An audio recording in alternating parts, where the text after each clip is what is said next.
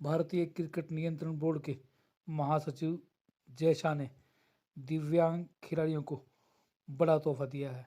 उन्होंने दिव्यांग cricket association को भारतीय क्रिकेट नियंत्रण बोर्ड के साथ संबद्ध कर दिया है। इससे दिव्यांग खिलाड़ियों को गुणात्मक लाभ मिलेगा और साथ साथ आर्थिक रूप से भी खासी सहायता मिलेगी। महासचिव physically challenge cricket association of India, आप जितने भी पत्रकार छायाकार यहाँ आए हैं उनको मैं अपनी ऑर्गेनाइजेशन की तरफ से स्वागत वेलकम करता हूँ। मेरे साथ में मौजूद जो प्रेस कॉन्फ्रेंस का जो मकसद है वो आप सब लोगों को हमने इसलिए बुलाया है कि बीसीसीआई ने पीछे 19th जो एजीएम हुई 4 दिसंबर को कलकत्ता में, उसमें डिफरेंटली एबल क्रिकेट कमेटी उन्होंने बनाई है, जिसमें उन्होंने मेरा नाम भी रखा है। और काफ़ी सालों से हम प्रयत्न में थे कि बीसीसीआई से क्रिकेट को ले, तो उन्होंने 19th एजीएम में वो कर दिया। एजीएम में प्रस्ताव पास करके 3 लोगों को उस कमेटी में रखा गया है। जिस तरीके से उनके संविधान में लिखा है कि एक ब्लाइंड क्रिकेट से मिस्टर महांतेश जी हैं, डेफ क्रिकेट से मिस्टर सुमित जैन और फिजिकल डिसेबिलिटी क्रिकेट से मेरा खुद का नाम है। तो ये हमारे भिवानी शहर के लिए और पूरे हरियाणा प्रदेश के लिए बड़े गर्व की बात है कि दिव्यांग क्रिकेट को बीसीसीआई ने अपने अंडर लिया, कमेटी बनाई और ये क्रिकेट जो है यहाँ से शुरू हुआ भिवानी से, और भिवानी के लोगों के सहयोग से इस क्रिकेट को बहुत ऊंचाइयों तक जाने का मौका मिला। अलग अलग देशों की टीमों के साथ हम खेले और अलग अलग देशों को हमने भिवानी में भी बुलाया, दूसरे प्रदेशों में भी बुलाया। लेकिन यहाँ का मुख्य कारण यही है कि आज हम जिस जगह बैठे हैं, जिस प्रांगण में बैठे हैं, महंत चरणदास जी के सानिध्य से, हनुमान जी के आशीर्वाद से हम लोगों ने जो एक मंजिल थी वो हमने एक पाली है। इसी साइड से हम लगातार पिछले कई सालों से टच में थे, लेकिन जैसे ही जयशाह जी महासचिव आए और उनके हम संपर्क में आए अहमदाबाद के अंदर, जब उनकी एजीएम थी तो उनसे हमारी बातचीत हुई तो उन्होंने पूरा विश्वास दिलाया। विश्वास नहीं, उन्होंने बोला कि आपकी उम्मीदों से ऊपर भी हम आपको काम करके दिखाएंगे। सबसे पहले आप लोग जो अलग अलग आप लोग चल रहे हैं वो सब इकट्ठे हो जाएं। तो हमने जो 4 एसोसिएशन चल रही थी देश के अंदर, wheelchair, blind, deaf, physical disability, उन सबको मिलाया तो हमने उसको differently able cricket committee of India हमने वो बनाई। उसको बीसीसीआई ने अपना एजीएम में रखा, एपेक्स काउंसिल की मीटिंग में रखा, और जो बीसीसीआई के तहत संविधान के तहत जो कमेटी बननी थी उस कमेटी को भी जय भाई शाह ने बनाया। मतलब ये इसका सारा क्रेडिट मैं जय भाई को शाह को देता हूँ, जिन्होंने हमारी तरफ देखा, इस दिव्यांग क्रिकेट की तरफ उन्होंने देखा और आगे आने वाले समय में वो बहुत कुछ करने वाले हैं इस दिव्यांग क्रिकेट के लिए। और कल भी मैंने उनसे टाइम मांगा था, कल ही, तो उन्होंने मुझे कल का टाइम दिया है। मैं अहमदाबाद जा रहा हूँ, इंडिया वेस्ट इंडीज़ का मैच भी है वहाँ पे, तो कल मेरे उनसे और दूसरे जो सदस्य हैं कमेटी के वो भी मेरे साथ जा रहे हैं। तो हम आगे चल के एक उनको रोड मैप देने वाले हैं कि किस तरीके से देश के अंदर ये दिव्यांग क्रिकेट चलना चाहिए, किस तरीके से बीसीसीआई का क्या प्लान है हमारे लिए। तो वो हम प्लान उनसे समझ के फिर एग्जीक्यूट आपस में करके, और ये हमारे लिए एक चैलेंज की बात है क्योंकि कमेटी बनना तो ठीक है, लेकिन कमेटी में जो लोग हैं वो अच्छे से काम करें, अच्छे से जो खिलाड़ी खेल रहे हैं, जिनका करियर बनना है, उनके लिए हम लोगों को काम करना तो बड़ी चैलेंज की बात है। और भगवान हनुमान जी के प्रांगण में हम बैठे हैं और हमें लगता है कि हम उनके आशीर्वाद से बहुत अच्छा कार्य करेंगे और जय भाई शाह की अगुवाई में हम इस दिव्यांग क्रिकेट को बहुत ऊंचा लेके जाना चाहते हैं। और अगर इससे पीछे की मैं बात करूं तो लोहिया जी जो है उनका बहुत बड़ा रोल रहा है इस सब दिव्यांग क्रिकेटरों के लिए काम करने में, इस कमेटी को बनवाने में। मतलब जहाँ भी हमें मुसीबत मुश्किलें आती थी तो लोहिया जी हमेशा, प्रधान तो हैं ही संस्था के, ठीक है, लेकिन उसके साथ साथ भी हमारे पिता तुल्य हैं। हमेशा उनका आशीर्वाद हमारे सर पे रहा है, हमेशा उन्होंने हमारी तरफ देखा है, चाहे हम दुख की घड़ी में, चाहे हम अगर सुख भी हैं तो तब भी हमारे साथ शामिल होकर वो खुश रहते थे। पीछे बहुत बड़ी क्षति भी बनाई है बीसीसीआई ने, जो हम सपने सजो रहे थे, हज़ारों लाखों खिलाड़ी हैं जो वे सपने देख रहे थे कि हम भी बीसीसीआई के लोगों के नीचे खेलेंगे, तो वो सपना बहुत जल्दी अब साकार हो चुका है क्योंकि कमेटी बन चुकी है। तो आगे आने वाले समय में हम प्लानिंग्स करेंगे और आगे आपको दिखेगा कि बीसीसीआई हमारा दिव्यांग क्रिकेट का कैलेंडर भी जारी करेगा। तो अलग अलग प्लानिंग्स है, वो जो सचिव हैं बीसीसीआई जय भाई साहब, उनके हिसाब से हमें आगे बढ़ना है, उनके आशीर्वाद से हमें आगे बढ़ना है, क्योंकि उन्होंने हम पर इतना विश्वास जिताया है, तो हमें उनके विश्वास पे खरा उतरना है।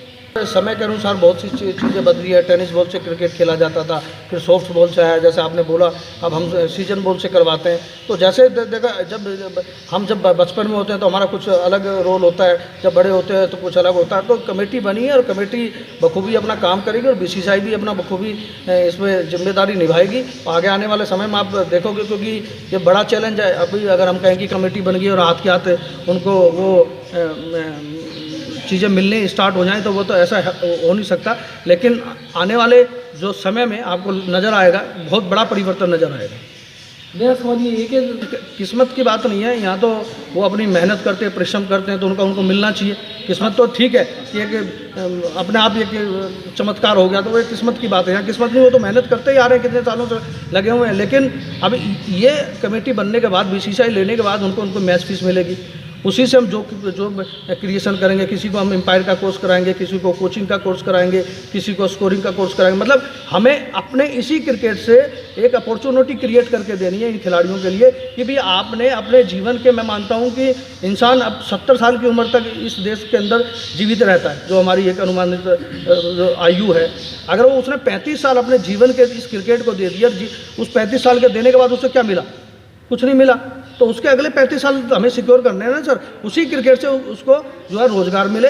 हम उनको एम्पायरिंग का कोर्स कराएंगे, कोचिंग का कोर्स कराएंगे, उसको टेक्निकल कोर्स कराएंगे, उसको स्कोरिंग का कोर्स कराएंगे, ताकि वो एक स्कोरर जो आप बीसीसीआई का उठा के देखते हैं, उनको मेरे ख्याल से एक मैच का 2000-1500 रुपये मिलते हैं। अगर वो 15 मैचेज या 20 मैचेज कर लेते हैं तो उनको 30-40 हज़ार रुपये उनके घर में आएगा। तो मतलब उनको उनको एक नाराज़गी नहीं होगी अपने आप से कि मैंने जिस चीज़ को चुना, मैं उसी चीज़ में आज अपना जीवन भी दे रहा हूँ, रोज़गार भी मुझे इस चीज़ से मिला है, और मेरे लिए कोई दिक्कत वाली बात नहीं हो पा रही है। क्योंकि कोई भी इंसान है, किसी खेल को अपनाता है, वो चाहता है कि मैं उससे मेरे को एक रोज़गार मिले, तो वो हम अपॉर्चुनिटी क्रिएट करने की प्लान है हमारे।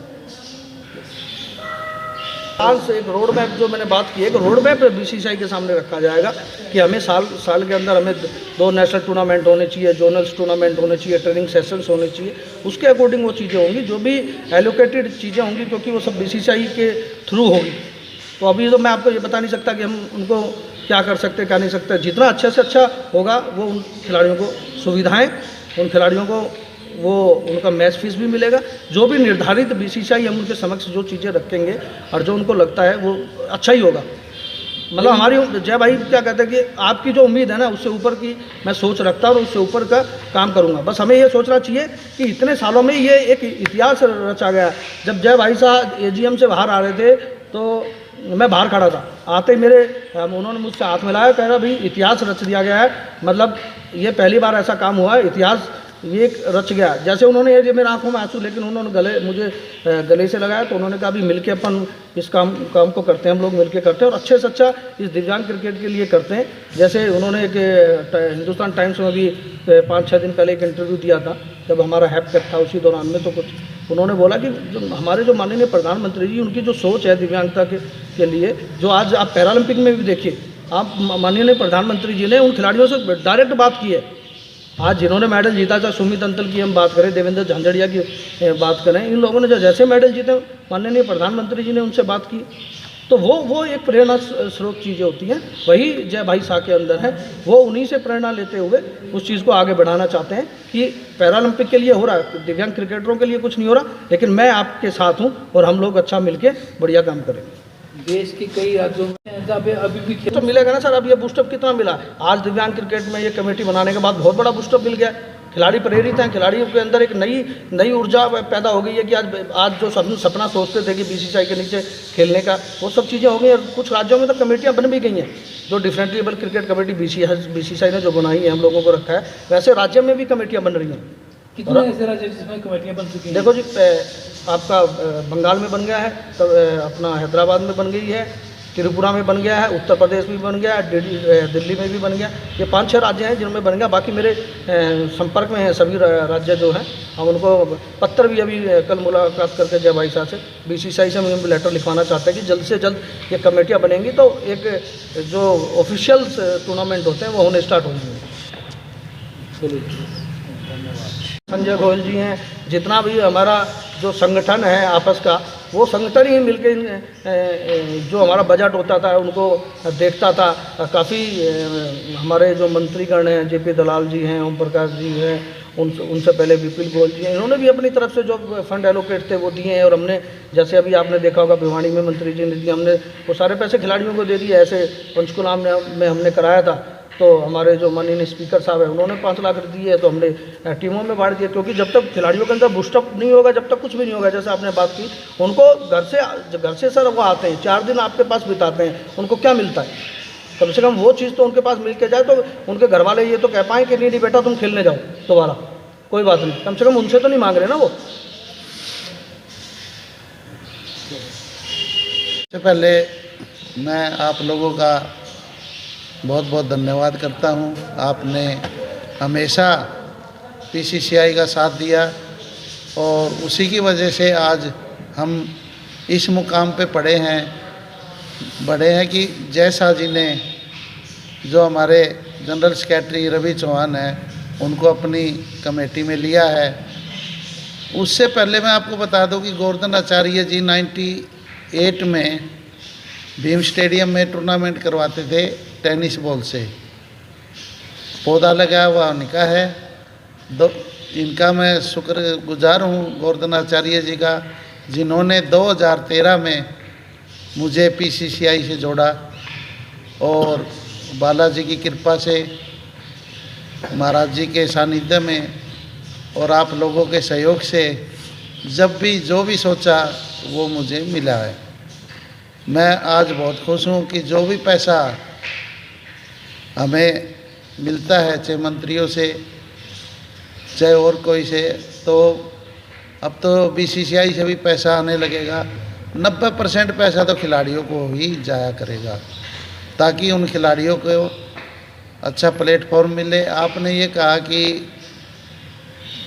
किस किस राज्य में किस एसोसिएशन बनेगी। एसोसिएशन तो हमारी 24 राज्य में बन चुकी, लेकिन बीसीसीआई ने जब से अपना आशीर्वाद दिया है तो 5 स्टेट में तो बन चुकी और बाकी में प्रतिक्रिया चालू है। मैं आप लोगों को ये बताना चाहता हूँ कि जो भी इन खिलाड़ियों को मिलता है, जैसे नौकरी मिलती है, पैसा मिलता है, तो हमारे पीसीसीआई को बहुत ज़्यादा खुशी होती है। क्योंकि हमारा मकसद ही ये है कि इन खिलाड़ियों को कुछ न कुछ मिले, ताकि और ज़्यादा खिलाड़ी हमारे देश में आए।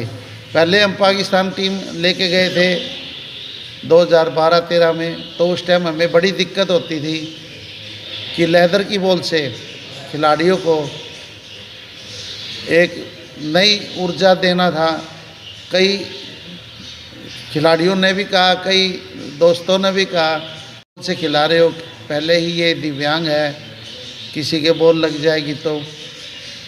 फिर भी इनका जज्बा देखते हुए, और जैसे आचार्य जी भी, रवि जी भी उस टाइम रावलपिंडी टीम लेके गए थे, तो वहाँ पे जब हम जीत के आए सारे मैच और फिर फरीदाबाद जीते, उसके बाद गुड़गांव जीते, तो इन खिलाड़ियों में भी और हमारे में भी, इन खिलाड़ियों से ज़्यादा हमारे में ऊर्जा ज़्यादा आ गई कि इनके तरफ हमें ज़्यादा ध्यान देना चाहिए। आपको एक बात और बता दूं, केवल हरियाणा में 28 खिलाड़ियों को इस खेल के माध्यम से नौकरियां मिली हैं।